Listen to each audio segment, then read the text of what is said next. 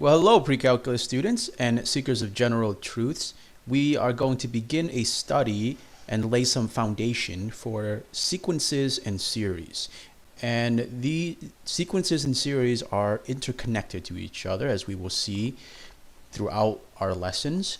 And they form a basic building block of some really useful applications in calculus, probability theory, financial applications, and so many other things. But at its core, a sequence is an ordered progression of numbers, right? So the definition is really straightforward: an ordered number, a list of numbers in some sort of order. All right, and typically there is a pattern to those sequences, to every sequence. So here are some examples. A sequence could be finite, and we typically denote a sequence with these squiggly braces or curly braces. So for example, 3, 5, 7, 9 is an example of a sequence, right? This has a clear progression. It is in order, so the first term is 3, the second term is 5, the third term is 7, and so on. Right, so for this sequence, we can say that a sub 1, or the first term in the sequence, is equal to 3. The second term in the sequence, so these subscripts here indicate the order, right, is 2. And this is what we mean by ordered, is that there's a specific place for every number in this progression. So the third number here in the sequence is 7, and the fourth number here is 9, right? Here's another sequence, 2, 3, 5, 7, 11, 13, ... Right? So this is also a progression of numbers. You see that the numbers are increasing, and the ... here indicates that this is an infinite sequence, right? That this sequence here actually goes on forever once we figure out what this pattern is. And figuring out the pattern is not always easy. So the first sequence is clearly 4 odd numbers, right, between 3 and 9. This one, a bunch of odd numbers, and the number 2.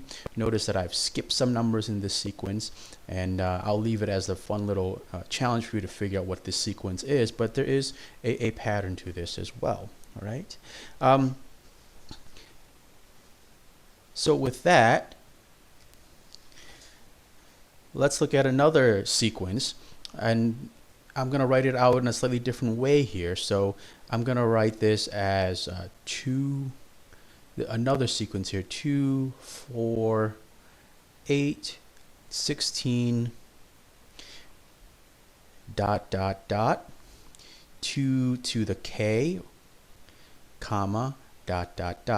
So this is another way that we write sequences, or you can see sequences represented as an order progression of numbers. We list out a few of the first numbers.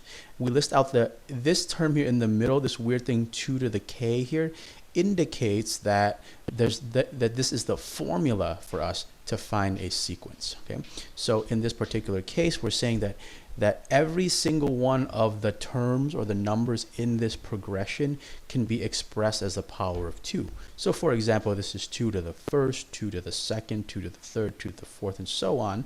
And this is an infinite sequence, right? So we can have a lot of terms in here between 16 and this general term, and then an infinite number of terms after that. And so you see here are sort of 3 different ways that we can write a sequence. We can write a sequence can be finite, it can be infinite with some sort of pattern, even if we don't know what it is yet, and then it can also be infinite with a clear pattern. And I also want to say that a sequence could also be decreasing. So it could be, 10, 8, 5, 1, and so on. And it can even reach into the negative, so -4, ... So this sequence can also go on forever, like so. Okay, we figure out what this pattern is, and we continue to follow that pattern onwards. All right, so we'll stop right here in this video. We'll begin another one as we explore some of the more complicated scenarios. As always, thank you for watching, and have a wonderful day.